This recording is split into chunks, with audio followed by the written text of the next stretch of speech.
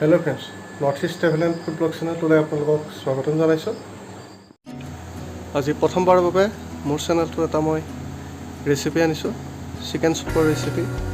ইয়াতে মই কোনো তেল ইউজ নকৰোঁ, একদম পূৰা বইল কৰি বনাম। বহুত হেল্ডি হয়। কেতিয়াবা আপোনালোকে এনেকৈ বনাই খাই চাবচোন বাৰু। এই ৰেচিপিটোৰ বাবে আমাক দৰকাৰ হ'ব 2টা মিডিয়াম চাইজৰ পিঁয়াজ, এটা আলু, এডোখৰ স্কোৱাছ, 2টা বিলাহী, আদা এডোখৰ আৰু নহৰু কেইফুটমান আমি থেতেলিয়াই লৈছোঁ। এয়া মান ধনিয়াৰ পাত, লগত আছে এয়া ½ কেজি চিকেন বনলেছ, আৰু অকণমান নিমখ সোৱাদ অনুসৰি, তাৰপিছত জালুকৰ গুড়ি অকণমান, জিৰা গুড়ি অকণমান আৰু কেঁচা জলকীয়া কেইটামান। প্ৰথমতে কেৰাহীটো অকণমান গৰম কৰি ল'ম আমি। এতিয়া গৰম কেৰাহীটোত আমি চিকেনখিনি দি দিছোঁ। এতিয়া ইয়াক অকণমান লৰাই ভাজি থাকিব লাগিব। এখন হাতেৰে মোবাইলটো ধৰি আছোঁ, আনখন হাতেৰে বনাবলৈ চেষ্টা কৰিছোঁ। অসুবিধা হৈছে, এটা ষ্টেণ্ড ল'ব লাগিব। কাটি থোৱা পিঁয়াজখিনি এতিয়া ইয়াতে এড কৰি দিছোঁ। ভিডিঅ'টো ৰাতি শ্বুট কৰাৰ বাবে ভিডিঅ' কোৱালিটিটো ইমান ঠিক নাপাব, তথাপি চাই থাকিব, কাৰণ স্বাস্থ্যৰ কাৰণে বহুত ভাল হয় এই ৰেচিপিটো। এতিয়া ইয়াতে মই আলুখিনি এড কৰি দিম।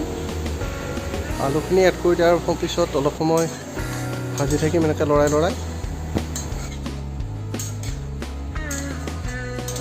প্ৰায় 5 মিনিটমান ভজাৰ পিছত এতিয়া মই ইয়াতে স্কোৱাছখিনি এড কৰি দিম। আপোনালোকে আলু, পিঁয়াজ, স্কোৱাছবিলাক নিজৰ জোখত কাটি ল'ব।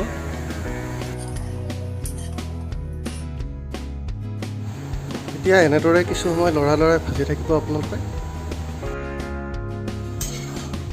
প্ৰায় 10 মিনিটমান সময় ভজাৰ পিছত এতিয়া আমি ইয়াতে বিলাহীখিনি দি দিছোঁ।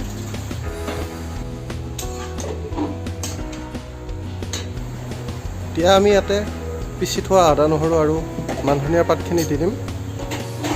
কমকৈ দিব, অলপমান পাছলৈকে ৰাখি থৈ দিব। এইখিনি দি ধুনীয়াকৈ লৰাই দিব, গোটেইখিনি মিক্স হোৱাকৈ। মই ইয়াতে পিচি থোৱা জালুকৰ গুড়ি, জিৰা গুড়ি আৰু অকণমান নিমখ দি দিছোঁ। নিমখটো আপোনালোকে সোৱাদ অনুযায়ী দি ল'ব, আৰু গোটেইখিনি ভালদৰে মিক্স হোৱাকৈ লৰাই দিব। ইয়াতে কোনো ধৰণৰ হালধি বা তেনেকুৱা জলকীয়া গুড়িৰ ৰং মিক্স কৰা নাই, কিন্তু বিলাহীটো দিয়াৰ বাবে ইয়াতে ধুনীয়া ৰং এটা আহিছে। আমি এনেদৰে এতিয়া 20-25 মিনিটমান সময় মাংসখিনি ভাজি ল'লোঁ। এতিয়া আমি ইয়াতে অলপমান পানী মিক্স কৰি দিম। পানীটো আপোনালোকে আপোনালোকৰ প্ৰয়োজন অনুসৰি ইউজ কৰিব। মই অলপমান বেছিকৈ ইউজ কৰিছোঁ পানীটো। এতিয়া আমি গেছটো মিডিয়াম ফ্লেমত ৰাখিম আৰু মাংসখিনি উতলিবলৈ ঢাকনখন দি দিম। প্ৰায় 20 মিনিটমান সময় আমি এনেকৈ এতিয়া উতলিব দিম মাংসখিনি। এতিয়া আমি প্ৰায় এচামুচমান পিঠাগুড়ি এনেকৈ পানীত তিয়াই ল'ম। অকণমান পানী দিলেই হ'ব। এতিয়া আমি ইয়াতে এই পিঠাগুড়িৰ ঘোলটো দি দিম। এই পিঠাগুড়িৰ ঘোলটো দিলে চুপখিনি ধুনীয়া চাই ডাঠ হৈ যায়, খাবলৈ ভাল লাগে। আমি থৈ দিয়া আদা, নহৰু আৰু মান ধনিয়াখিনি এতিয়া ইয়াতে দি দিম। তো এয়া আমাৰ এতিয়া চিকেন চুপ ৰেডি হৈ গ'ল। আমি আৰু অকণমান সময় উতলিব দিম, তাৰপিছত আপোনালোকক দেখাই আছোঁ।